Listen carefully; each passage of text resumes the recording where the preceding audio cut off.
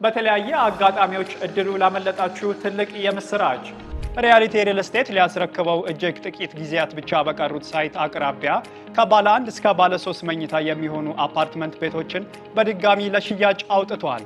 ቀድሞ ቦታ ለመያዝና ለመመዝገብ ከታች በሚቀመጠው ስልክ ይደውሉ። ሰናይ ቆይታ።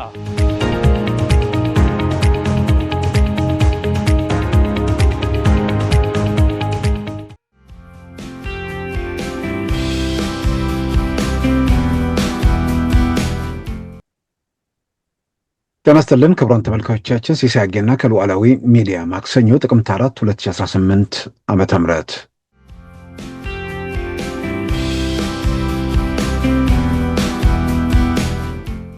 And this really gives the whole Middle East, this is beyond Gaza. Gaza is very important, but this is beyond Gaza.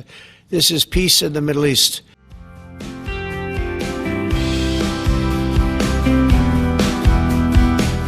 ቲዲኤፍ የተባሉት የትግራይ ታጣቂዎች በትላንትናው ዕለት በመቀሌ ከተማ የተቃውሞ እንቅስቃሴ ማድረጋቸው ይታወቃል። የብዙዎችን ትኩረት የሳበው ይህ ተቃውሞ በማን ለምን ዓላማ ተጠራ የሚለው ይበለጠ እያነጋገረ መጥቷል። መጀመሪያ አካባቢ ላይ ከነበረው መፈክር አጠቃላይ ሂደቶች ሲታይ ለተቃውሞ የወጡ የደሞዝ ጥያቄ እንዳነሱ ተደርጎ ሲገለጽ ነበር። በኋላ ላይ እየታዩ እንቅስቃሴዎች ደግሞ እስከ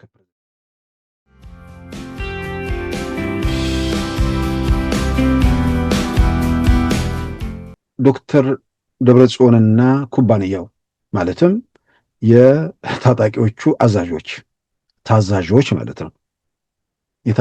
የታጣቂዎቹ አዛዦች የቲፒኤልኤፍ ታዛዦች በጋራ ማለት ነው እያደረጉት ያለው ነገር ጀነራል ታደሰን ለማውረድ ወስነው እስከ ጫፍ የሚሄዱ ከሆነ በቀጣይ ምን ይከተላል የሚለውን ደግሞ አብሮ ማየቱ በጣም አስፈላጊ ነገር ነው።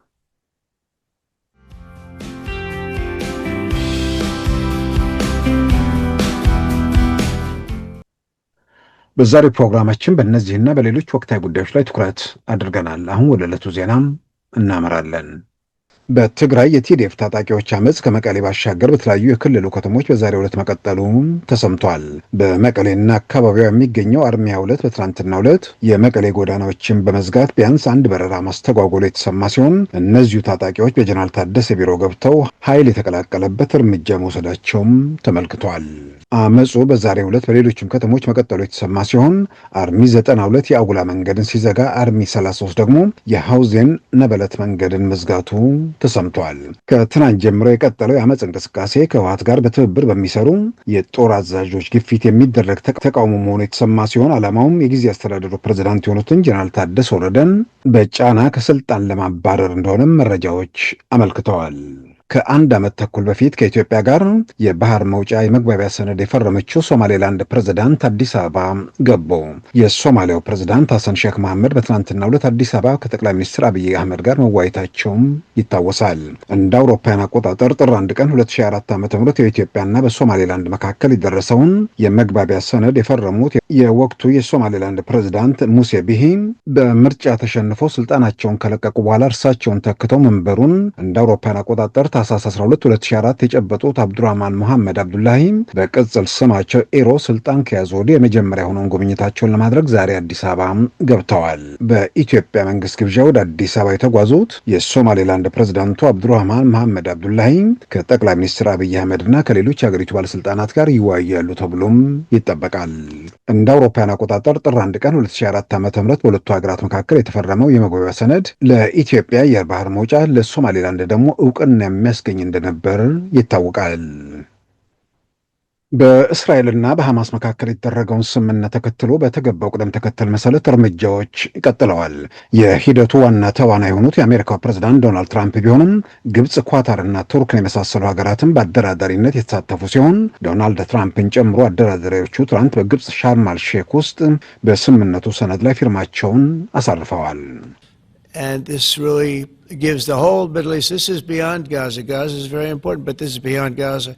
This is peace in the Middle East. የዛሬ 2 ዓመት እንደ አውሮፓውያን አቆጣጠር ጥቅምት 7 ቀን 2023 ዓ.ም ሐማስ እስራኤል ግዛት በመግባት 1200 እስራኤላውያንና የሌላ ሀገር ዜጎችን በመግደል 250 ሰዎችን አግቶ መውሰዱን ተከትሎ እስራኤል በጀመረችው ያጸፋ ጥቃት ባለፉት 2 ዓመታት 67000 ሰዎች ጋዛ ውስጥ ሲያልቁ 169000 ሰዎች ደግሞ ቆስለዋል። ከዚህም ባሻገር ጋዛ በመዘጋቱ በተመጣጠነ ምግብ እጥረትና በረሃብ 150 ህጻናትን ጨምሮ በትንሹ 460 ሰዎች ሞተዋል።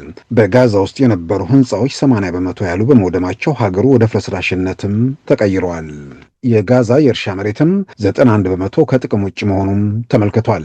በጋዛ ህዝብ ላይ የደረሰውንና የቀጠለውን ይህንን መከራ ለማብቃት በአሜሪካ ፕሬዝዳንት ዶናልድ ትራምፕ አነሳሽነት የተደረሰውንና የተፈረመውን ስምምነት ተከትሎ ሐማስ የቀሩትን የእስራኤል ታጋቾች በሙሉ ለመልቀቅ የተስማማ ሲሆን እስራኤልም በእስራኤል ወህኒ ቤት የሚገኙ ፍልስጤማውያንን ለመልቀቅ እንዲሁም በጋዛ ውስጥ ያለውን ወታደራዊ ኃይሏን ወደ ድንበር ለመሳብና ተኩስ ለማቆም ተስማምታለች። የስምምነቱ የመጀመሪያው ምዕራፍ የተባለውና የተኩስ አቁም ስምምነቱን የጨመረው ይህ ምዕራፍ ሲያበቃ ሐማስን ትጥቅ ማስፈታት እንዲሁም የመንግስት አስተዳደር ኃላፊነትን የተመለከቱና የመልሶ ግንባታ ጉዳዮች በቀጣይ ምዕራፍ እንደሚታዩ ታውቋል። ከፍልስጤማውያን ግዛት ውስጥ ሐማስ በምርጫ በማሸነፍ እንደ አውሮፓውያን አቆጣጠር ከ2007 ጀምሮ ጋዛን ሲያስተዳድር በመቆየቱ ይህ ኃላፊነቱ በመሐመድ አባስ ለሚመራውና ቀሪውን ፍልስጤም ለሚያስተዳድረው አካል እንዲሰጥ ግፊቶች ሲደረጉ ቆይተዋል። እንደ አውሮፓውያን አቆጣጠር በ1994 በእስራኤሉ ጠቅላይ ሚኒስትር ይስሐቅ ራቢንና በፍልስጤማውያን ነጻ አውጪ ድርጅት መሪ ያሴር አራፋት አማካይነት የተደረሰውን የኦስሎ ስምምነት ተከትሎ የፍልስጤም አስተዳደር መመስረቱ ይታወሳል። ያሴር አራፋት ከዚህ ዓለም በሞት ከተለዩ በኋላ መሐመድ አባስ ይህን ኃላፊነት ይዘው የቀጠሉ ቢሆንም እንደ አውሮፓውያን አቆጣጠር ከ2007 ጀምሮ ጋዛ በሐማስ አስተዳደር ስር ቆይቷል። እስራኤልን እንደ ሀገር መንግስቷንም እንደ መንግስት የማይቀበለው ሐማስ የዛሬ 2 ዓመት እስራኤል ግዛት ገብቶ የፈጸመው ጥቃትና በምላሹ እስራኤል በወሰደችው አጸፋም በአስከፊነቱ የሚጠቀስ ሲሆን የእስራኤሉ ጠቅላይ ሚኒስትር ቤንጃሚን ኔታንያሁ በዓለም አቀፉ የጦር ወንጀለኞች ፍርድ ቤት የእስር ትዕዛዝ እንደተቆረጠባቸውም ይታወቃል። የእስራኤልን ከልክ ያለፈ አጸፋና የንጹሐንን ፍጅት በመቃወም የፍልስጤምን ነጻ ሀገርነት የሚደግፉ ሀገራት ቁጥር ጨምሯል። እጅግ አሰቃቂውን ትዕይንት ለማስቆም ሂደቱን የመሩት የአሜሪካ ፕሬዝዳንት ዶናልድ ትራምፕ ስምምነቱ የሽብርና የሞት ዘመን ማብቂያ፣ የተስፋና የመተማመን ጊዜ መጀመሪያ ብለውታል። እርሳቸውም በዚሁ ስምምነት ተግባራዊነት ዙሪያ ሂደቶችን ለመከወን ግብጽ ሻርም አልሼክ ቆይተው ወደ እስራኤል አቅንተዋል። 2 ዓመታት ከዘለቀው የእስራኤል ያጸፋ ጥቃት ካለቁት 67000 ፍልስጤማውያን በተጨማሪ የሐማሱ መሪ ያህያ ሲንዋር፣ ወታደራዊ አዛዡ መሐመድ ዳኢፍ እንዲሁም የፖለቲካ መሪው እስማኤል ሀኒየን ጨምሮ 5 ከፍተኛ አመራሮች ተገድለዋል። ለሐማስ ድጋፍ በሰጠው ሂዝቦላ ላይም እስራኤል በወሰደችው ያጸፋና በሊባኖስ ላይ በሰነዘረችው ጥቃት የሂዝቦላውን መሪ ሐሰን ናስረላህንና ከፍተኛ ወታደራዊ አዛዡን አሊ ካራኪን ጨምሮ 7 የሂዝቦላ መሪዎችም ተገድለዋል። እስራኤል የሐማስ የፖለቲካ መሪ እስማኤል ሀኒየን የገደለችው ኢራን ውስጥ በመሆኑ ውዝግቡ እስከ ኢራን ድረስ በመዝለቁ ሁለቱ ሀገራት በጀትና በሮኬቶች መፋለማቸውም ይታወሳል። በተለይ እስራኤል የተመረጡ ኢላማዎችን መሰረት አድርጋ በፈጸመችው ጥቃት የኢራን ሰራዊት ዋና አዛዥ ሜጀር ጀነራል ሁሴን ሳላሚ፣ ኤታማጆር ሹሙ ሜጀር ጀነራል መሐመድ ጋሃሪን ጨምሮ የኢራን ከፍተኛ ወታደራዊ አዛዦች ሲገደሉ የ6 የኒኩሌር ሳይንቲስቶችን በተመሳሳይ ህይወታቸው አልፏል።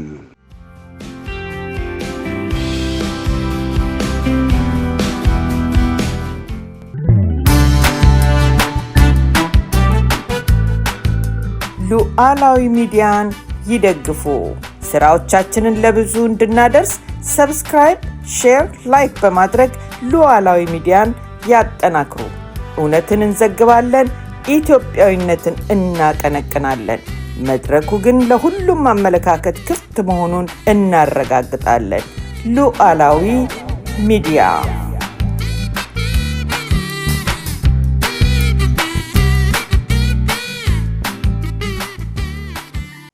ክቡራን ተመልካቾቻችን ቲዲኤፍ የተባሉት የትግራይ ታጣቂዎች በትላንትናው ዕለት በመቀሌ ከተማ የተቃውሞ እንቅስቃሴ ማድረጋቸው ይታወቃል። የብዙዎችን ትኩረት የሳበው ይህ ተቃውሞ በማን ለምን ዓላማ ተጠራ የሚለው የበለጠ እያነጋገረ መጥቷል። መጀመሪያ አካባቢ ላይ ከነበረው መፈክር አጠቃላይ ሂደቶች ሲታይ ለተቃውሞ የወጡ የደሞዝ ጥያቄ እንዳነሱ ተደርጎ ሲገለጽ ነበር። በኋላ ላይ የታዩ እንቅስቃሴዎች ደግሞ እስከ ፕሬዝዳንቱ ጽህፈት ቤት በመግባት የፕሬዝዳንቱን ጸሐፊ በማንገላታት እንዲሁም ቢሮ ውስጥ ገብተው ሰነድ ጭምር እስከ መውሰድ የዘለቀ እርምጃ ውስጥ መግባታቸውን የሚያሳዩ ሪፖርቶች እየወጡና ከዚህ ጋር ተያዘም ተቃውሞን ወይ ደግሞ አመፁን ያደራጁት ራሳቸው በህወሓት ጋር የሚተባበሩት የጦር አዛዦች እንደሆኑ ደግሞ የሚገልጹ መረጃዎችም በስፋት እየወጡ ነው። ከዚህ ቀደም አቶ ጌታቸው ረዳን ከስልጣን አውርደው እንዳባረሩት ሁሉ ጀነራል ታደሰንም በተመሳሳይ ከሂደቱ ለማስወጣት የሚደረግ ጥረት መኖሩን የሚገልጹ መረጃዎች ናቸው እንግዲህ እየወጡ ያሉት። ምናልባትም እንግዲህ ወጣቶቹ ማለትም ታጣቂዎቹ ወደ ከተማ ሲወጡ በዚህ መልክ አቶ ጀነራል ታደሰን አውርደን የፖለቲካ ዓላማ የሆነ ፍላጎታችን እናስፈጽማለን ተብሎ ለእነሱ ሊነገራቸው አይችልም። በዋናነት ጉዳዩን የሚያውቁ ሰዎች ዓላማውን ይሸከማሉ። ሌሎቹ ደግሞ የጋራ ብሶታቸውን መሰረት አድርገው እንደሚንቀሳቀሱ ይታመናል። ያው የጋራ ጥያቄው ምንድን ነው? ለረጅም ጊዜ በካምፕ እየተቀመጡ ነው። ከደሞዝ ጋር ተያይዞ የሚነሳ ጥያቄ አለ። ከዛም ባሻገር በዲዲአር ወጥተው ወደ ሰላማዊ ሁኔታ መግባት የሚፈልጉበት ነገር እንዳለ ስለሚታወቅ ቢያንስ በዲዲአር ሲሰናበቱ እስከ 100 ሺህ ብር ቢሆን ገንዘብ ያገኛሉ። ከምንም በላይ ደግሞ ተመልሶ ወደ ጦርነት የሚሄዱበት ምዕራፍ የሚዘጋም ስለሆነም እንዲህ አይነት ፍላጎት ታጣቂዎቹ ጋር እንደሚኖር ይታመናል።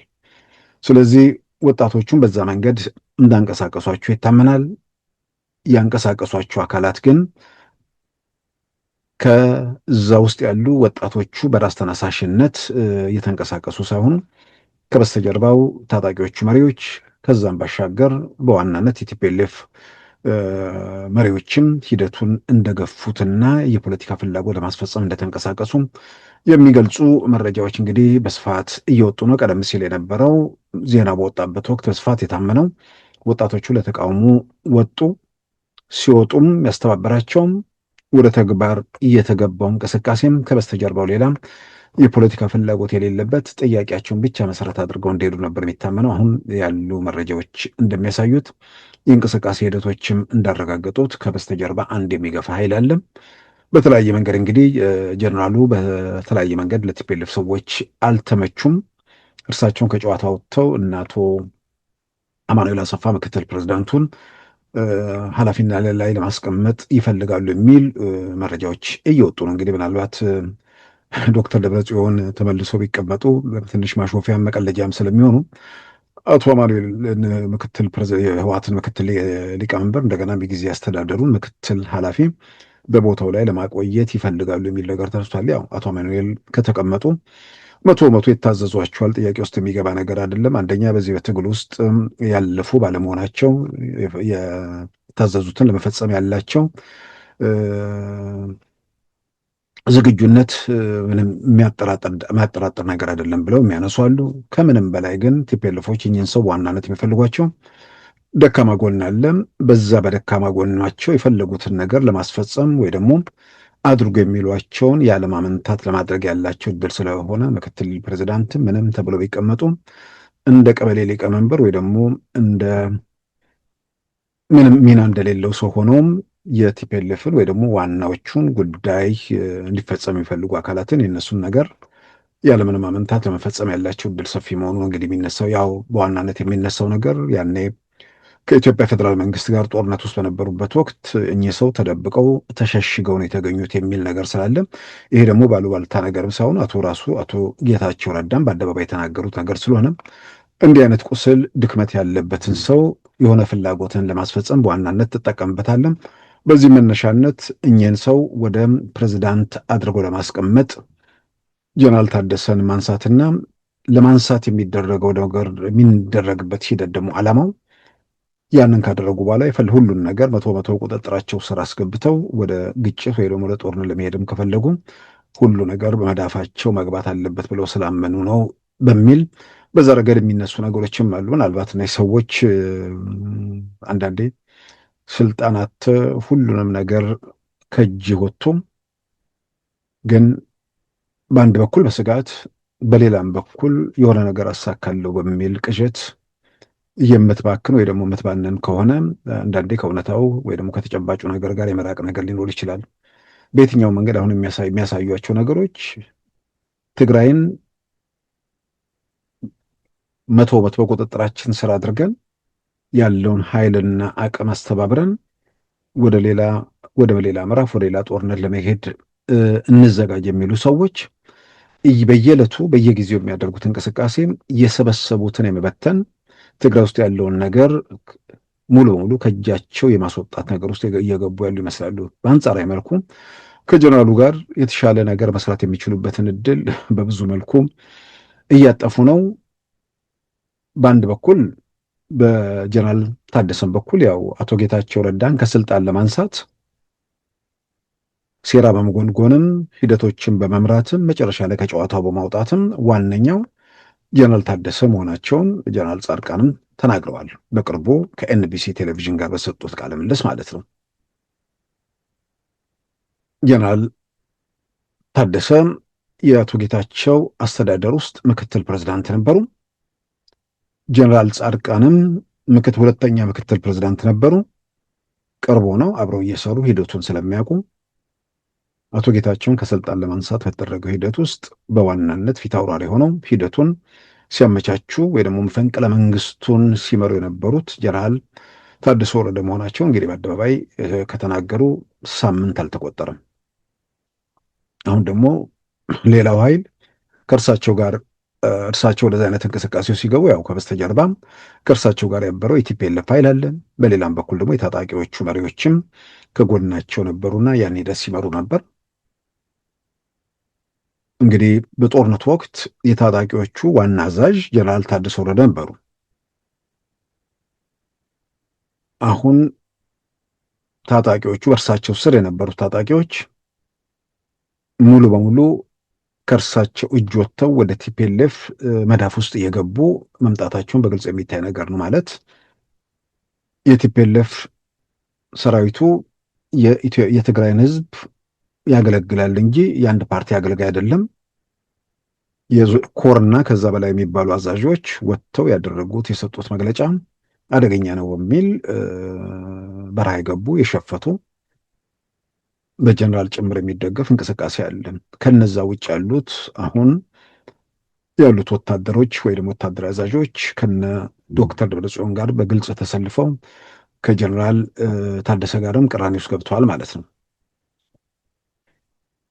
በየጊዜው ቀናት በተቆጠሩ ቁጥር ሂደቶች በቀጠሉ ቁጥር የቲፒኤልኤፍ ኃይሎች እያንዳንዱ የሚያደርጓት ነገር ከትግራይ ህዝብ ድጋፋቸውን እያሰፉ መሰረታቸውን እያጠናከሩ ሳይሆን ብዙ ነገር እየበተኑ መምጣታቸውን የሚያሳይ ነገር ነው። ምናልባት በእንደዚህ አይነት ሁኔታ ውስጥ ሁኔታዎችን ገምግመው ሁሉ ነገር ከመዳፋቸው መውጣቱን የትም እንደማይደርሱ አረጋግጠው ከግጭት እንዲመለሱ ይሄ አይነቱ ነገር ቆም ብለው የሚያዩበት እድል ከፈጠረ ጥሩ ነው። የሚያደርጉትን ነገር ትክክል ነው ብለው እያደረጉ ከሆነ እብደቱ ውስጥ መግባታቸው አይቀርም። ወደ እብደት ከተገባ በኋላ ነው የሚመጣው ነገር በግልጽ የሚታወቅ ነገር ነው። እርግጥ ነው ቲፒኤልኤፍ አሁን የሚመኘውን ነገር ለማድረግ የኤርትራ መንግስት ፈቃድ ያስፈልገዋል። ማንም የማይጠራጠረው ነገር ነው። ሌላው ቀርቶ የትኛውንም እንቅስቃሴ ማለት ነው የኤርትራ መንግስት ምክንያቱም ከቲፒኤልኤፍ ጋር ትንኮሳዎችን ሲባሉ የሆነ ቦታ ላይ ሄዶ ተታክሶ የሚመለስ ነገር አይደለም። ከዚህ በኋላ የሚፈጠረው ነገር ከኢትዮጵያ መንግስት ጋር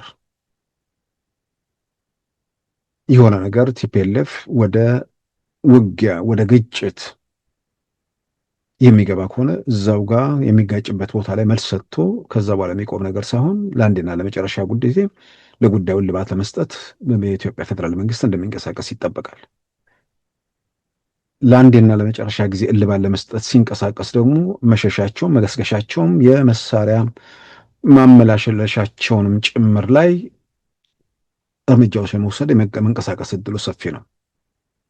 ከዛም አልፎ ምናልባት ወደ ኢትዮጵያና ኤርትራ ጦርነት ሊያመራ የሚችልበት እድል ሰፊ ስለሆነ የኤርትራ መንግስት ህወሓትን መቼ የትና እንዴት መንቀሳቀስ እንዳለበት ሲወስንና ሲፈቅድለት ብቻ እንደሚንቀሳቀስ የሚያጠራጥር ነገር አይደለም። ስለዚህ አሁን ባለው ሁኔታ ውስጥ የኤርትራ መንግስት ራሱን ለጦርነት ካዘጋጀ ከኢትዮጵያ መንግስት የሚመጣውን አጻፋ ለመቀበልም ዝግጁነቱን ካረጋገጠ ቲፒኤልኤፎቹ ወደ መተኮስ ይሄዳሉ። ቲፒኤልኤፎቹ ሲተኩሱ ወደ ሙሉ ጦርነት የመሸጋገር እድሉ ሰፊ ነው። ያሉ ምልክቶች ግን በተለያየ መንገድ የምናያቸው መረጃዎች ያንን እያጎሉ እያደመቁ መጥተዋል። ትላንት አንስተነዋል። ዘ ኢኮኖሚስት ላይ የወጣው ዘገባ ዝም ብሎ ዙሪያ ጥምጥም ተፈግተምት ምንድነው ወልቃይትስ ተፈናቃዮች እንዲሆኑ በደል ደረሰባቸው የሚል አንድ ተጨባጭ መረጃ የሌለው ነገር አውርቶ መጨረሻ ላይ መደምደሚያው ሱዳን ውስጥ ያለው የትግራይ ታጣቂዎች የሚባሉት አርሚ 7 የሚባለው ከሱዳን ሰራዊት ጎን ተሰልፎ የተዋጋው ለሰው ሀገር እየሞተን አይደለም ወይ ለሀገራችን ለምን አንታገልም አለኝ የሚል እዛ ላይ ያነሳል። በዋናነት ህወሓቶች በዛ በኩል ጦርነት ከፍተው ጉዳት ቢደርስባቸውና አትርፉኝ የሚል ጫጫታ ለዓለም አቀፉ ማህበረሰብ ቢጮሁ የፕሪቶሪያውን የሰላም ስምምነት ጥሳችሁ ህግ ተላልፋችሁን የሚል ነገር እንዳይመጣ ዘ ኢኮኖሚስት የማመቻቻ ነገር ሰርቷል። ከፍተኛ ሰቆቃ ተገሳው ምንድን ነው ወልቃይት ጠገዴ አካባቢ እየተፈጸመ ነው። በጅምላ ምንድን ነው እየተደፈሩ ሰቆቃ እየተፈጸመባቸው እየተገደሉ በማያባራ ሁኔታ ውስጥ ናቸው የሚለውን ነገር አመቻችቶ በኋላ ለጩኸት እንዲመች አድርጎ ጽፎላቸዋል። ግን ማንም የሚያነብ ሰው እንትን የሚል ሰው ማን የት እነማን አንድ ከምትጠቀስ ምህረት ከምትባል ግለሰብ በስተቀር እሷም የምታነሳው ነገር ልጄ ስለተደፈለ ልጄን ሚሊሻ ስላስፈራራ ሸሸው የሚል ነገር ነው። በቃ ዋናው ግን የሪፖርቱን አጠቃላይ ይዘት ስናይ በውጊያ እንደማይቀር ውጊያ ሊኖር እንደሚችልም ዘ ኢኮኖሚስት እዛ ጋር ይገልጻል። ማለትም በወልቃይት አካባቢ፣ በሌላም በኩል ደግሞ ወደ ውጊያ ተገብቶ ችግር ቢፈጠር የዓለም አቀፉ ማህበረሰብ እንዲደርስላቸው ከወዲሁ ማመቻቻ ይሆናል ብዬ አምናለሁ። እዛ ላይ የቀረበው ዘገባ ይህን እንግዲህ ተዘጋጅተውና ብዙ ነገር ተቀናጅተው እንደሚሄዱ የሚያጠራጥር ነገር አይደለም። ያን የቀደመው ጦርነት ጊዜም ሁኔታዎች ወደ ጫፍ ወደ መጨረሻ ምዕራፍ ላይ ሲደርሱ እንደና አምባሳደር ፍስሐ አስገዶም ያሉ ሰዎችን ውጭ ሀገር አስወጥተው ለዲፕሎማሲያዊ ስራ አዘጋጅተው ወደ ውጊያ መግባታቸውም ይታወቃል። ዓለም አቀፍ ሚዲያዎችን ለእንደዚህ አይነት ሚሽን እየተጠቀሙባቸው እንደሆነም ደግሞ መጠርጠር ተገቢ ይመስለኛል። እና በወልቃይት ሆነውን አካባቢ ሱዳንም ድጋፍ ተደርጎ በዛ በኩል እንዋጋለን የሚል ምልክቶች እየታዩ ነው። በሌላ በኩል ግን በእጃቸው ያለውን ነገር ደግሞ እየበተኑ መሆናቸው በግልጽ ይታያል። ከነ ጊዜ አስተዳደሩን ከሚመሩት ከአቶ ጌታቸው ረዳና ብዙ የማዕከላዊ ኮሚቴ አባላትን ጨምሮ በርካቶች ከሂደቱ ወጥተዋል። የደህንነት ስጋትም ስለነበረባቸው ራሳቸው አቶ ጌታቸው ረዳም የወጡበት ሁኔታ ይታወቃል። መጋቢት ወር 2017 ማለት ነው። ጀነራል ጻድቃን ትግራይ መሄድ እንደሚፈሩ በአደባባይ ገልጸዋል። በኤርትራ ሰላዮች ቁጥጥር ስር ነው ትግራዩን በአሁኑ ሰዓት የሚል አደባባይ የተገለጸ ነገር ማለት ነው። ባለፈው በአንድ የትግርኛ ቃለ ምልሳቸው ላይ በይፋ የተናገሩት ማለት ነው። እንደነዚህ አይነት በትግል ውስጥ ረዥም ጊዜ ያሳለፉ በህብረተሰብ ውስጥም ተቀባይነት ያላቸውና ተጽዕኖ ፈጣሪ የሆኑ ሰዎችን ገፍተው መጨረሻ ላይ እነማን እንደቀሩ በግልጽ እየታየ ነው። እነዚሁ ኃይሎች እንደገና ደግሞ መጨረሻ ላይ ከነርሱ ጋር በጣም ተቀራርበው ተስማምተው የሚሰሩትን ጀነራል ታደሰ ወረደንም ከሂደቱ ለማፈንገል ወይ ደግሞ ከሂደቱ አስወጥተው ሙሉ ሁሉን ነገር በመዳፋቸው አስገብተው ለመንቀሳቀስ እያሰቡ ናቸው። እንግዲህ በደንብ እየታየ ነው። ይሄንን እንቅስቃሴ ማለት አርሚ 22 የተባለውን እንቅስቃሴ ወይም የዛ ወታደሮች አዛዥ የሚባሉት ኮሎኔል ገብረስላሴ እንደዚህ የሚባሉ ሰው ስለ እርሳቸው የቲፒኤልኤፍ አክቲቪስቶች የጻፉትን ወይ ደግሞ ያቀረቡትን ነገር ተከታትያለሁ። እኚህ ሰው ደግሞ ልጃቸው የሰው ሕይወት አጥፍቶ ወህኒ ቤት ይገኛል። ዘውዱ የተባለች ትግራይ ውስጥ ትልቅ መነጋገሪያ የሆነች ወጣት ግድያን የፈጸመ ሰው ማለት ነው። እንዲሁም ታስሯል አልታሰርም የሚል መከራከሪያ ነበር እና ሰውየው መጨረሻ ላይ ልጃቸው እስር ቤት ነው። የትግራይ አክቲቪስቶች አሁን እንደሚናገሩት በሌላ በኩል ከፖለቲካ ቡድኖቹ ምናምን ጋር ያለው ፍላጎት እንደጠበቀ ሆኖ እኚህ ሰው በግል ደረጃ ትግራይ ውስጥ ሁከት መፈጠር አለበት፣ ቀውስ መፈጠር አለበት፣ ሁኔታዎች መረበሽ አለባቸው ያ ሲሆን ልጄ ከስሬት የሚወጣው ብለው ያምናሉ። በዚህ መንፈስና ስሜት አመፅ እያደራጁ ነው የሚል እርሳቸው ላይ ደግሞ የቀረበ መውቀስ አለ። ግን አጠቃላይ ነገሩ ደግሞ ሲታይ የእርሳቸው ፍላጎት ምናልባት ልጃቸው ማስወጣት ሊሆን ይችላል። ህግና ስርዓት ሲፈርስ ብዙ ነገር በሩ ስለሚከፋፈት ማለት ነው። የእርሳቸው ፍላጎት በልጃቸው የተወሰነ ነው። ከእሳቸው በስተጀርባ ያሉ ሰዎች ፍላጎት ደግሞ ወደ ጦርነት ለመግባት ሁሉም ነገር በመዳፋችን ስር አስገብተን ብንቀጥል ይሻላል ብለው በዛ መልኩ እያደረጉ ሊሆን ይችላል። እንዳነሳሁት ደግሞ በቀደም አስቀድሜ እንደገለጽኩትም ወደ ሙሉ ጦርነት የሚሆን ወደ የትኛውን ግጭት ከዚህ በኋላ ለመግባት ሲፈልጉ በኤርትራ መንግስት ይሁንታና ፈቃድ ብቻ እንደሚያደርጉትም ያጠራጥር አይደለም። ያን የሚያደርጉት አንደኛ ያለ ኤርትራ ፈቃድ የሚያደርጉት የትኛውም ነገር ከኤርትራ ወገን ተቃውሞ ወይ ደግሞ ድጋፍ ስለሚቆም፣ ያ በከሌለ ደግሞ አውላላ ሜዳ ላይ መቆማቸውን ስለሚያረጋግጥላቸው ያለ ኤርትራ መንግስት ወደ ምንም አይነት እርምጃ ሊሄዱ የሚችሉበት እድል ዝግ ነው። ስለዚህ የኤርትራ መንግስት ደግሞ እነዚህ ሰዎች ለመሄድ ከወሰኑ ደግሞ የኤርትራ መንግስትም ለጦርነት ተዘጋጅቷል ማለት ነው። ወደ አመፁ ስንመለስ ወጣቶቹ የተለያየ ቁጥር እየተሰጠ ነው፣ ግን በትንሹ 400 አካባቢ እንደሚሆኑ ነው እንግዲህ የተገለጸው። ጀነራሉን ወይ ደግሞ ጀነራል ታደሰ ወረደን ለማነጋገር ሞክረው መጀመሪያ አላገኙም። ከዛ በኋላ ለማነጋገር ፈቃደኛ በሆኑበት ወቅት ቢሮ አንመጣም፣ እኛ ያለንበት አነጋግረን የሚል መንገድ ላይ እንዲያነጋግሯቸው የመፈለግ ነገር፣ እዛ ጋር ደግሞ ለእርሳቸው የጸጥታ ችግር እንደተነሳም፣ ምክንያቱም ሰልፍ የወጡት ልጆች ብዙዎቹ ባዶ እጃቸውን ቢወጡም የተወሰኑ መሳሪያ የያዙ ሰዎች ደግሞ እንዳሉበት ተገልጿል። ስለዚህ እዛ ጋር የጸጥታ የደህንነት ጉዳይም ስለሚነሳም ጀነራሉ በዛ መንገድ መሄድ አልቻሉም። የመቀሌን ጎዳና ዘጉ። ወደ ኤርፖርት የሚሄደውን መንገድ ከትላንት ከጠዋቱ ከረፋዱ 5 ሰዓት ተኩል ጀምሮ መቀሌ ውስጥ ያንን መንገድ መዝጋታቸውን እንግዲህ የተገለጹ። በዚህ የተነሳም ወደ አዲስ አበባ የሚደረግ በረራ አውሮፕላኑ በአየር የሚሄድም ቢሆንም በአየር ለመሳፈር ከመቀሌ ከተማ ወደ ኤርፖርት የሚሄዱ ሰዎች ደግሞ መንገድ ስለዘጋባቸው ቢያንስ በተወሰኑ ሰዓታት ውስጥ አንድ አውሮፕላን ያለምንም ተሳፋሪ ወደ አዲስ አበባ ለመመለስ የተገደደበት ሁኔታ እንዳለም በዛ መልክ ያው ከዛው ከትግራይ አካባቢ የሚቀርቡ ዘገባዎችን በዛ መልክ ተከታትለናል። እና ወጣቶቹ በትላንትናው ዕለት ያደረጉት እንቅስቃሴ ያው እስከ ምሽት ድረስ መጨረሻ ላይ ከፕሬዝዳንቱ ጋር ተገናኝተዋል ነው የተባለው።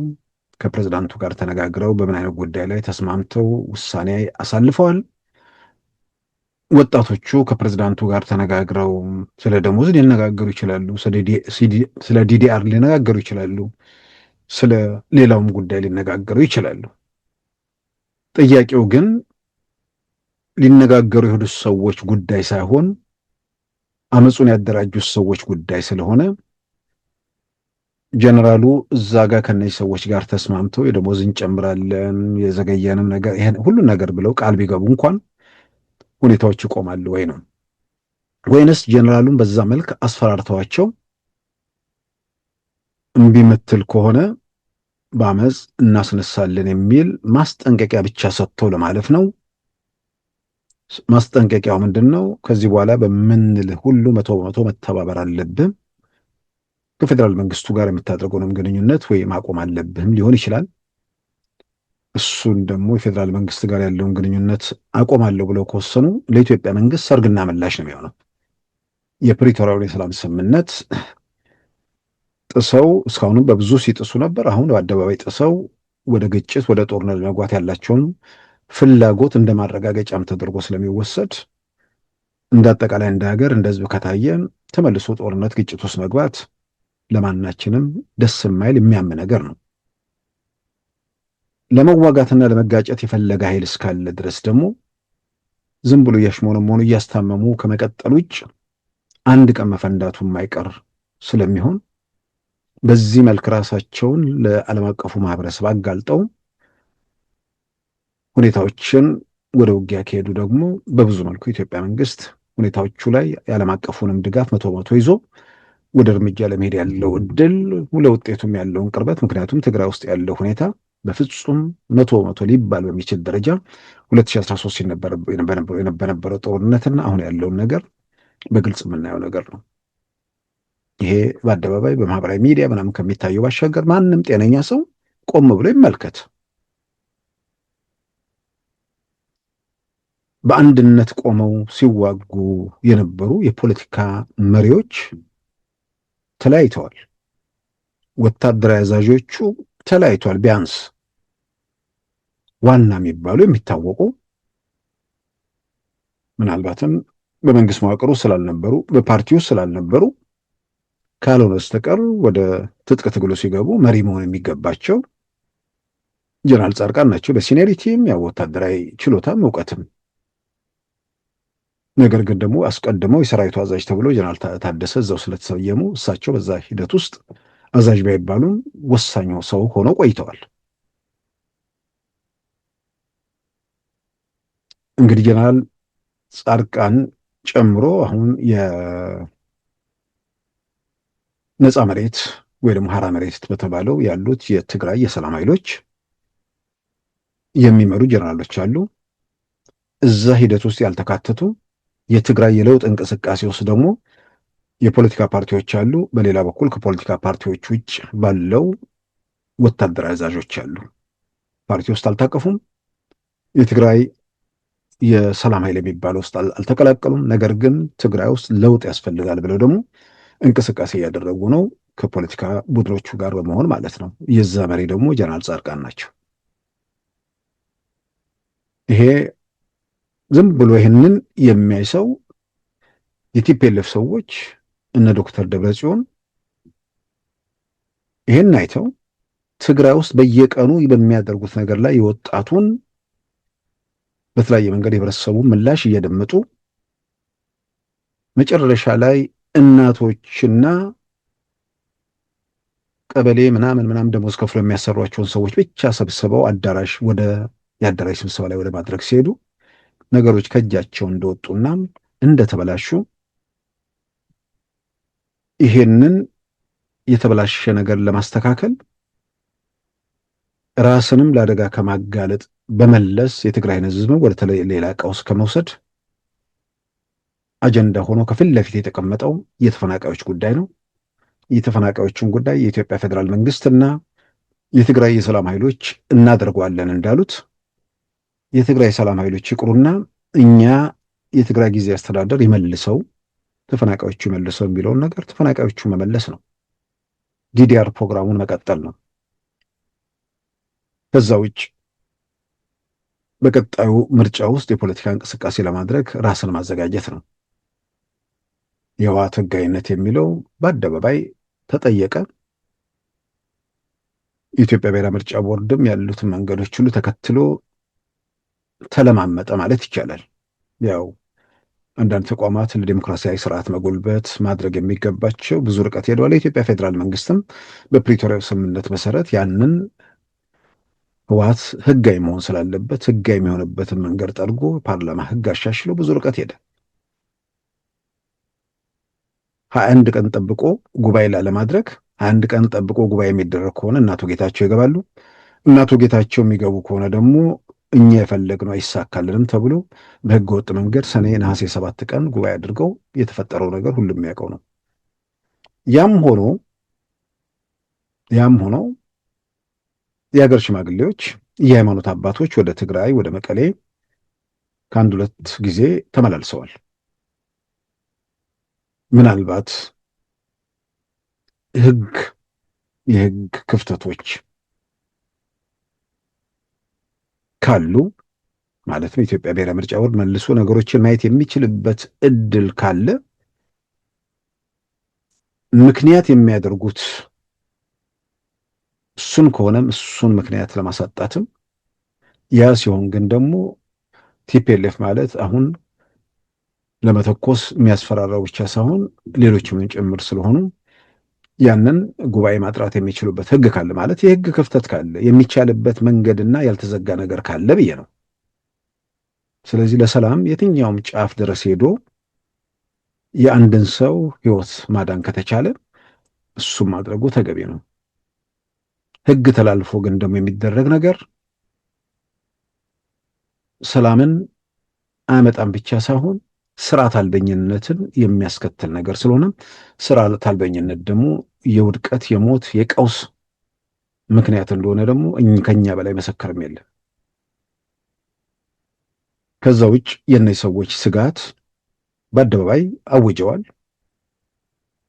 እነ ጀነራል ጻድቃንም በሰጡት መግለጫ ላይ ተናግረዋል። እጅ ብንሰጥ እንስጥ ብንላቸውም አይለቁንም የሚለውን ጀነራል ምግበ ኃይሌ በአደባባይ ተናግረዋል። በሌላ ሰው አስመሰለው፣ እኔም ግን አምንበታለሁ። በቃ ሁሉ ነገር ይቅር ብለን እጃችንን ብንሰጣቸው እንኳን አይተውንም። እንዲህ አይነት ነገር ካለ፣ እንዲህ አይነት ስጋት፣ እንዲህ አይነት ፍርሃት ካለ፣ እርግጥም ፍርሃቱ ስጋቱ እንዳለ ከዚህ ቀደም አቶ ጌታቸውም ሲያነሱ ነበር። ጠቅላይ ሚኒስትሩ መሄድ ትችላላችሁ፣ የትም መውጣት ትችላላችሁ ብሎ ነግሮኛል፣ መውጣት ትችላላችሁ ብዬ ነግሬያቸውም አያምኑኝም የሚል ነገር አለ። ጀነራል ጻድቃንም ባለፈው ሳምንት በሰጡት ቃለ ምልልስ ላይ ወንጀል የፈጸሙ ሰዎች አሉ፣ የወንጀል ተጠያቂነቱን ለመሸሽ በሌላም በኩል ጦርነት ውስጥ እንዴት ተገባ የሚለውም ጨምሮ የሚመጡ ጥያቄዎች ስላሉ ከዚህ ማምለጥ ይፈልጋሉ። ከዚህ ማምለጫው መንገድ ግጭትና ጦርነት ነው እና ማምለጫ ብለው ወደ ግጭት፣ ወደ ጦርነት ሊገቡ ይፈልጋሉ ነው። ፍርሃት፣ የተጠያቂነት ጉዳይ ስለሚያሳስባቸው፣ በሌላም በኩል ደግሞ ሁሉን ነገር ምንም ነገር አሁን እጃችን ላይ ቀይረም እንደ ፓርቲ መንቀሳቀስ አንችልም የሚል ስጋት። የስጋቱ ምንጭ ደግሞ በራስ መተማመን አይደለም። በራስ መተማመን ቢኖር ህወሓት የሚባለውን ወደ ፖለቲካ ስልጣን ከመጡ በኋላ በተለያየ መንገድ ወንጀል የተፈጸመበትን የፓርቲ ስያሜ መስዋዕትነት ሲከፍሉ ግን የሆኑ ሰዎች ተደራጅተው ሌላውን ኢትዮጵያ እንዲጨቁኑ፣ እንዲረግጡ ተደራጅተው ትግራይንም ሌላውንም እንዲዘርፉ ሳይሆን ዓላማ ብለው የታገሉ ሰዎች አሉ። እሱን ለታሪክ ለነዛ ማስታወሻ ስሙን አቆይቶ በራሱ የሚተማመን ልክ አሁን ሌሎቹ የፓርቲ ስም አውጥቶ አዲስ ፓርቲ እንደሚመሰርቱት እነ ዶክተር ደብረጽዮንም የትግራይ ህዝብ ይሰማናል፣ የተሻለ ራዕይ፣ የተሻለ ተቀባይነት አለን ካሉ በሞቱ ምናምን መስዋዕትነት በከፈሉ ሰዎች ትከሻ ላይ ተንጠልጥሎ በዛ መልክ የሚደረግ ነገር አይደለም። መተማመን፣ በራሱ አቅም ያለው በራሱ የሚተማመን የፖለቲካ ፓርቲ ድርጅት መስርቶ ወደ ፖለቲካ ትግል መግባት ነው ማለት። በቀዳዳው ከሌለና በዛ በኩል ያለውን ስጋት የሚቀርፍበት ነገር ከሌለ እንደ ፓርቲ ተደራጅተው ወደ ህጋዊነቱ መግባት የሚችሉበትን ሂደት ማመቻቸት ነው። በስጋት በፍርሃት ደረጃ የሚያነሱትን ነገር በተመለከተ እንግዲህ በተለያየ መንገድ ያው መንግስት ለሀገር ሽማግሌዎቹም ይሁን በየትኛውም መንገድ ከዚህ ቀደም በነበረ ሁኔታ ወንጀል ምናምን በተለየ የሚጠይቃቸው ነገር እንደሌለ ማረጋገጫ መስጠት፣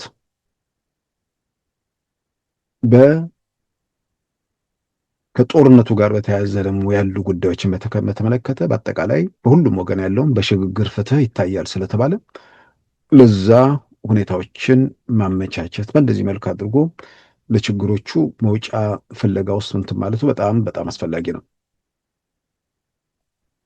አሁን እነ ዶክተር ደብረጽዮንና ኩባንያው ማለትም የታጣቂዎቹ ታዛዦች ማለት ነው።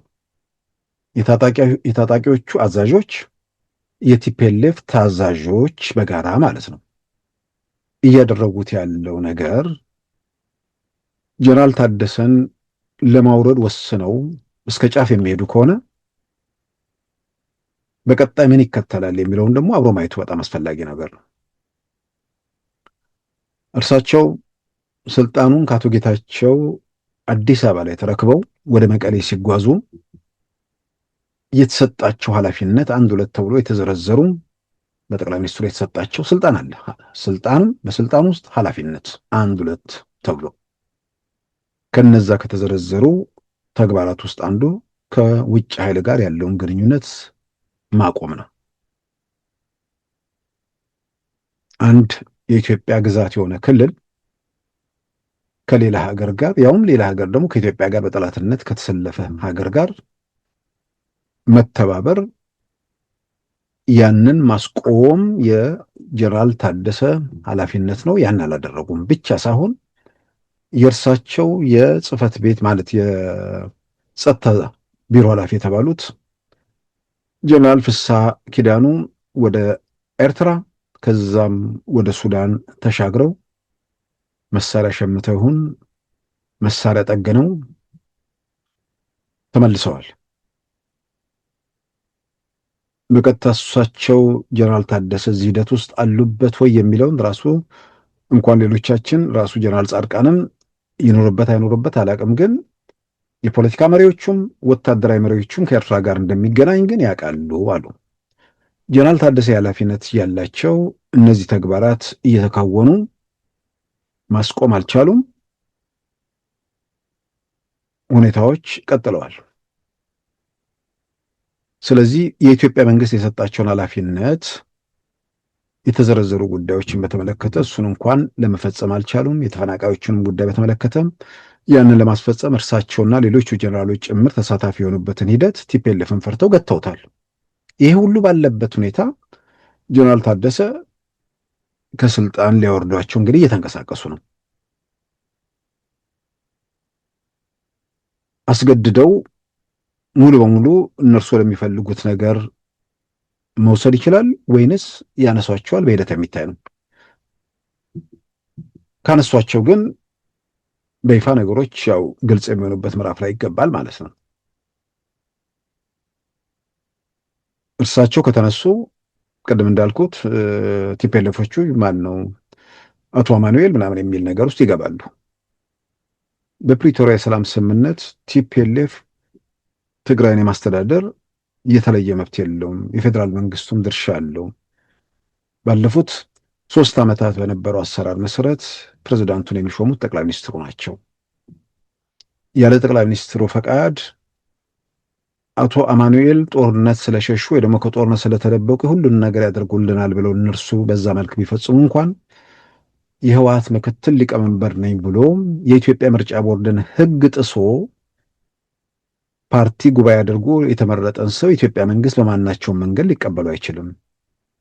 የፕሪቶሪያዊ ሰላም ስምምነት የኢትዮጵያ ተቋማትን ህግና ስርዓት ማክበርን የግድ ይላል። በግልጽ የተቀመጠ የተጻፈ ነገር ነው።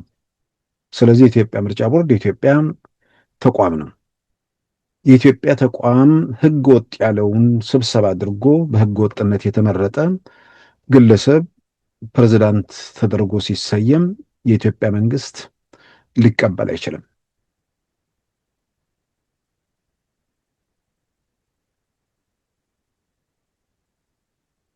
ስለዚህ ያው በደንብ አንደኛውን ነገሩ እዛ ጋር ግንኙነቱ መቶ በመቶ መቋረጥ የሚቋረጥበት ሁኔታ ይፈጠራል ማለት ነው። ያው ግንኙነቱ ሲቋረጥ የሚቀጥል ነገር ደግሞ አለ።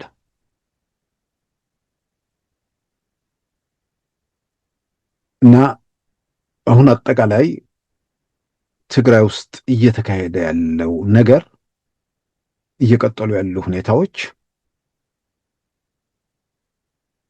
ወደ ግጭት ለመሄድ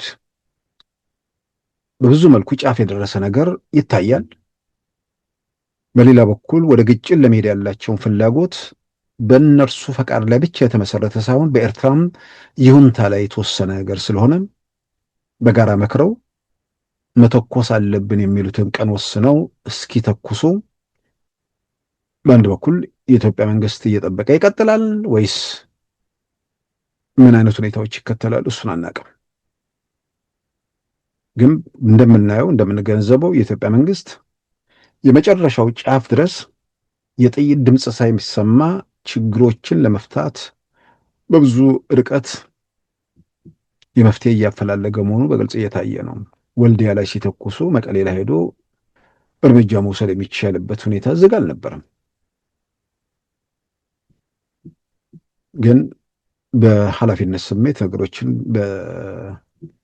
ከግጭት በመለስ ለመፍታት የሚደረጉ ጥረቶች በተለያየ መንገድ እንግዲህ እያየን ነው እና አሁንም ደጋግሞ ማሳሰቡና ማስገንዘቡ የሚገባው ወደ ግጭት ወደ ቀውስ ለመሄድ የሚሞክሩ አካላት ስልጣን ሊፈልጉ ይችላሉ። ከተጠያቂነት ለመሸሽም ሊፈልጉ ይችላሉ። ግን ቆም ብለው ማየት ያለባቸው ስልጣኑ ይገኛሉ የሚለውን ነው። እንኳን ስልጣን ማግኘት ምናልባት ኢትዮጵያ መንግስት አሁን በዝምታ ነገሮችን የሚያይበት ነገር በወንጀል የሚፈለጉ በወንጀል ተጠያቂነትን የሚሸሹ ሰዎች አሁን አልጠይቃችሁም ውጡ ሲባሉ አልወጣም ካሉ ጦርነት ከፈነዳ በኋላ ጦርነቱን በመቀስቀሳቸው እንዲሁም በቀደመ ወንጀላቸው በሕይወት ከተረፉ ወደ ወህኒ ይጋዛሉ። ከምንም በላይ ግን ዝም ብሎ የሰው ልጅ እንዴት ነው የዛሬ 5 ዓመት ጥቅምት 24 2013 ዓመተ ምህረት ለመተኮስ ስንዘጋጅ የነበረን አቅም በአንጻሩ በኢትዮጵያ መንግስት በኩል የነበረው አቅም ምን ነበር? ዛሬ ደግሞ ከ5 ዓመታት በኋላ እኛ የት ነን? በምን ደረጃ ላይ ነን? ያኔ የደበቅነው ሚሳኤል የለም፣ የደበቅነው ታንክና መድፍ የለም። ያኔ የነበሩ አዛዦች የሉም፣ ሁሉም የሉም ማለት ሳይሆን ዋና ዋና የሚባሉት የሉም። በአውዳሚው ጦርነት ራሳቸው እንደመሰከሩት ከ600 ሺህ ሰው በላይ አልቋል። በነገራችን ላይ የ600 ሺህ ምናምን የሚለውን ዝም ብሎ ይሄ አንዳንዴ ቁጥሮቹ ከመጠን በላይ የተጋነኑ ናቸው ብዬ እኔ ራሱ አምናለሁ። አንድ ቤልጅየም ነው ምናምን ያለ ጥናት ተቋም ምናምን አንዴ እሱ ያወጣው ቁጥር ነው። ምክንያቱም ሌሎች እንትኖችም እየጠየቁ መጥተዋል። ምናልባት ዋናነት ራሱ ቲፔለፎቹ መሬት ላይ ያለውን ነገር እነሱ ምን ያህል ተሰላፊ ያላቸው ምናምን እሱ ቢገመግቡ እነሱ ሚሊየንም ብለዋል። ግን ያ ዳታውን የሰበሰበው አካል ምን ያህል ለመረጃው ቅርብ ነው ምናምን የሚለውም ራሱ ግምት ውስጥ ገብቶ ዞሮ ዞሮ ግን 100 ሺዎች ያልቀውበታል። 100 ሺዎች ያለቁበት ጦርነት ነው። የነበረውን ኃይል ምን ያህል አጥቷል? መሳሪያውን፣ አመራሩን፣ ከምንም በላይ ህዝቡን ምን እያለ ነው? የትግራይ ህዝብ ጦርነት ይፈልጋል? ተመልሶ ወደ ግጭት መሄድ ይፈልጋል? ወደ ግጭት እንዲገባ የሚያስገድደው ተጨባጭ ሁኔታ አለ? ሰው ጦርነትን ፈርቶ ባርነትን ይቀበላል እያልኩ አይደለም። ግን ምን ስላጣ ለነ ዶክተር ደብረጽዮን ብሎ ይዋጋል?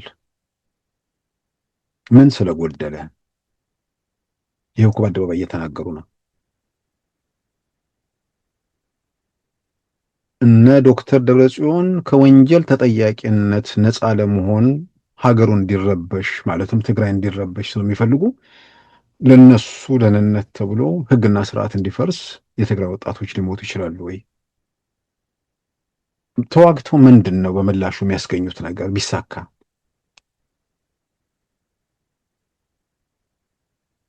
ምንድን ነው የሚጨብጡት ነገር? ስለዚህ ህብረተሰቡ በተደጋጋሚ የምትነሳው ነገር የተፈናቃዮቹ ጉዳይ ነው። የተፈናቃዮቹን ጉዳይ ከአሁን በኋላ በኢትዮጵያ ፌዴራል መንግስት ላይ ለማሳበብ ማንም የሚያደምጣቸው እንደሌለ ዛሬ ግልጽ ሆኖ ወጥቷል።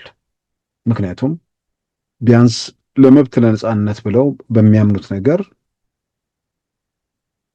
ሲዋጉ የነበሩ የፖለቲካ ሂደት ውስጥ ተዋናይ የሆኑ ሰዎች ሁሉ ተፈናቃዮቹ እንዳይመለሱ ያደረገው ቲፒኤልኤፍ ነው የሚለው በአደባባይ እየመሰከሩ ስለመጡ፣ ስለዚህ ተፈናቃዮችን በተመለከተ ለግጭት ወይ ደግሞ የኢትዮጵያ ፌዴራል መንግስትን ተጠያቂ ለማድረግ የሚያስችል ሁኔታ የለም። ምዕራብ ትግራይ ተብሎ የሚጠቀስ ግዛትን በተመለከተም ተፈናቅ ማለት ነዋሪዎቹ ዜጎቹ ኢትዮጵያኑ የትግራይ ተወላጅም የአማራ ተወላጅም ራስም ወልቃይቴ ነን የሚሉትም እዛው ሰፈራቸው፣ መንደራቸው፣ ቤታቸው ተመልሰው መግባት ይችላሉ። ወደ አማራም ወደ ትግራይም ክልል አይካለልም። ዘላቂ መፍትሄ እስኪመጣ ራሳቸውን ያስተዳድራሉ ተብሎ መፍትሄ መጣ። መፍትሄ ከምንም በላይ ሰዎች ወደ ቤታቸው ወደ ጎጇቸው መመለሳቸው ነው። ድንኳን ውስጥ ለምንድን ነው የሚንከራተቱት? እነ ዶክተር ደብረጽዮን ካላዘዝን ብለው ከተፈናቃዮቹ ጋር ያለው ይሄ ነው። የዲዲአር ፕሮግራም የኢትዮጵያ መንግስት ፈንድ ባገኘ ቁጥር አስጀምረው የሆነ ቦታ ላይ ያስቆሙት ራሳቸው ናቸው። ስለዚህ ታጣቂዎቹ ካምፕ ውስጥ ዝም ብለው እየባከኑ ነው እና እነ ዶክተር ደብረጽዮን በምን ዓላማ ምን ለማሳካት ምን ስለጎዳ ምን ለማስገኘት ከዚህ በኋላ ወደ ውጊያ ሲቀሰቀሱ ሰው ሊሰማቸው ይችላል።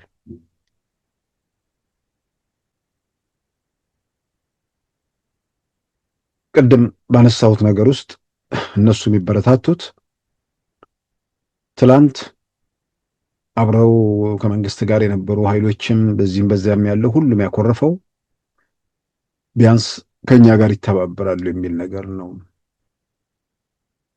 ያኮረፈ ተባበረ አልተባበረ በተባበረ ቁጥር ለአንዳንዶቹ ተቀባይነታቸውን በአንጻራዊ መልኩ ያላቸውን ተቀባይነት የሚያሳጣቸው ለራሱ ለህወሓትም ከአንዳንዶቹ ጋር የሚፈጥረው ትብብር የተወሰነ ከእርሱ ጋር ያሉትንም ደግሞ በዛው መጠን ጥያቄ እንዲያነሱ የሚያስገድድ ከምንም በላይ ምን ለማሳካት ከነማን ጋር ትተባበራለህ የሚለው በጣም ወሳኝ ነው። ይሄ ለሁሉም ተደጋጋሚ ማነሳው ነው። በግሌ ሸኔ የሚባለው ፋኖ የሚባለው ምናምን ምንድን ነው የምታሳኩት? ምን ስለጎደለ እናንተ ምን ልትሰጡ፣ ይሄ መንግስት ምን ስለከለከለ ነው የምትዋጉት የሚለውን ነገር ለህብረተሰቡ ለደጋፊዎቻቸው ማስረዳቱ በጣም በጣም አስፈላጊ ነው። ያው ማስረዳት ስላልቻሉ ከምንም በላይ ደግሞ ያው ዛሬ እነዚህ እርስ በርስ የሚታኮሱ ኃይሎችን ምንድን ነው ሙቅ በአጥሜት ይደገፋል አይነት ነገር ካልሆነ ማንም ምንም የሚለውጠው ነገር እንደሌለ ዝም ብሎ ያለው መሬት ላይ ያለው እውነታ በማየት በማንበብ በመረዳት መገንዘብ ይቻላል። በአጠቃላይ ትላንት ትግራይ ውስጥ ያለው የወጣቶቹ የታጣቂዎቹ አመፅ እንደምገመግመው እንደምረዳው ያው መረጃዎቹ በደንብ በተለያየ መንገድ በመጡ መረጃዎች መገንዘብ የቻልነው ከበስተጀርባ እንቅስቃሴውን በዋናነት የመሩት ያስተባበሩት ሂደቱን የገፉት አቶ ጀነራል ታደሰ ወረደን ከስልጣን ለማንሳት የሚፈልገው ቲፒኤልኤፍ እና ታጣቂዎቹ በትብብር ነው። ታጣቂዎቹ ደግሞ ወጣቶቹ ደግሞ ወደ አደባባይ ሲወጡ የዚህ ሁሉም የሴራው አካል ሳይሆኑ እነሱ ትክክለኛ የራሳችን የሚሉትን የመብት ጥያቄ ለማስፈጸም ነው የሄዱት። በዛ የመብት ጥያቄ ውስጥ ደግሞ መብታቸው እንዲገደብ ደግሞ የጀነራል ታደሰ ገዳቢ ወይ ደግሞ መብት የነፈጉ ተደርገው ደግሞ በዛ መልክ እንደተሳላላቸው ይታመናል። በዚህ መልክ የተደረገው እንቅስቃሴ እንግዲህ ከዚህ በላይ ባይሄድ ምናልባት ከማንም በላይ ቲፒኤልኤፎቹ የሚጠቀሙ ይመስላል። ምናልባትም ደግሞ ጀነራሉም አንዳንዴ ቢያንስ በታሪክ ውስጥ አንድ ከፊት ለፊት ያለን አደጋ ለማስቀረት ምን ማድረግ አለብኝ የሚለውን ነገር ከስጋት ከፍርሃት ከስልጣን ስሌት ወጥቶ ለመፍትሄ በእርግጠኝነት ቢንቀሳቀሱ ትንሽ ደከም ብሎ ባይታዩባቸው ኖሮ ጠንካራ ሆነው ተገኝተው ቢሆን ኖሮ አመፅ እያደራጁም ሌላም ነገር እያደረጉ በዚህ መልኩ አይሞክሯቸውም ነበር ብዬ አምናለሁ። በአንድ በኩል ስልጣን ላይ ለመቆየት ካለ ፍላጎት፣ በሌላም በኩል ደግሞ ያው የቱ ጋር እንደሚቆሙ ግራ በመጋባት በእንደዚህ አይነት የፈጠሯቸው ነገሮች ለነዛ የልብ ልብ ሰጥቷቸው አላስፈላጊ ነገር ውስጥ እሳቸውንም እንዳስገባ ነው የሚታመነው። ግን ቲፒኤልኤፎቹ በዚህ መንገድ የሚሄዱበት መንገድ የሚጠቅማቸው አይመስለኝም። ምናልባትም በአጭር ጊዜ ውስጥ ነገሮች እንዲለዋወጡና ለእነርሱም ወደ አደጋ የሚጋለጡበት ለአደጋ የሚደረጉበት ሁኔታ ሊፈጠር ይችላል። በሌላ በኩል ደግሞ ምናልባትም ለመንግስትም አንድ የመፍትሄ ለማግኘትም ሊጠቅሙ ይችላል። ለምን ጀነራሉ ወይ በኃላፊነታቸው መጠን ማድረግ የሚገባቸውን ባለማድረጋቸው የተፈናቃዮቹ ጉዳይ ተንጠልጥሎ ቀጥሏል። ክልሉ ላይ ህግና ስርዓት ፈርሶ ታጣቂ አዛዦቹ የፈለጉትና የፈቀዱት ማድረግ የሚችሉበት ሁኔታ ነው ያለው። ህግና ስርዓት ማስከበር የክልሉ መንግስት አልቻለም። ክልሉ የሚተዳደረው በታጣቂዎቹ አዛዦች ነው። ታጣቂ አዛዦቹ ደግሞ በየአካባቢያቸው ደግሞ ፈላጭ ቆራጮች ናቸው። ስለዚህ አይናችን እያየ ትግራይ ውስጥ የሰሜን የምናምን የሚብለው ቢያንስ 3 ግንባር የያዙ ሰዎች የየአካባቢው የጦር አበጋዞች ሆነው ወጥተዋል። በኋላ ደግሞ ከመካከላቸው ደግሞ እነሱ ላይ የሚያምጽ መነሳቱና ከዛ በኋላ እየተፈነካከተ መቀጠሉ የሚጠበቅ ነገር ነው። ይህንም ለማስተካከል መንግስታዊ ስልጣናቸውና ኃላፊነታቸውን ተጠቅመው ብዙ ነገሮች ማረም የሚችሉት ጀነራል ታደሰ ያንን ባለማድረጋቸው ዛሬ ሁኔታዎች እዚህ ላይ ደርሰዋል። ከዚህ በኋላ ይህን አደጋ ይህን የመጣውን ነገር እንዴት ይከላከሉታል? እንዴት ይቋቋሙታል? በቀጣይስ ምን ሁኔታ ይከተላል የሚለው እንግዲህ በሂደት የምናየው ይሆናል። ክቡራን ተመልካቾቻችን የዛሬ ጥቅምት 4 2018 ፕሮግራማችን በዚሁ ተጠናቋል። ጤና ይስጥልን።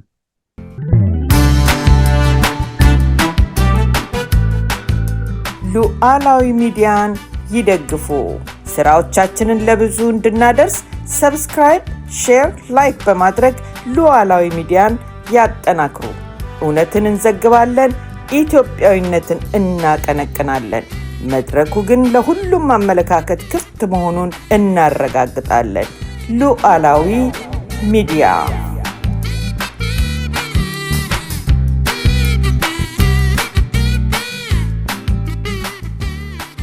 የዛሬ ማክሰኞ ጥቅምት 4 2018 ፕሮግራማችን በዚሁ ተጠናቋል።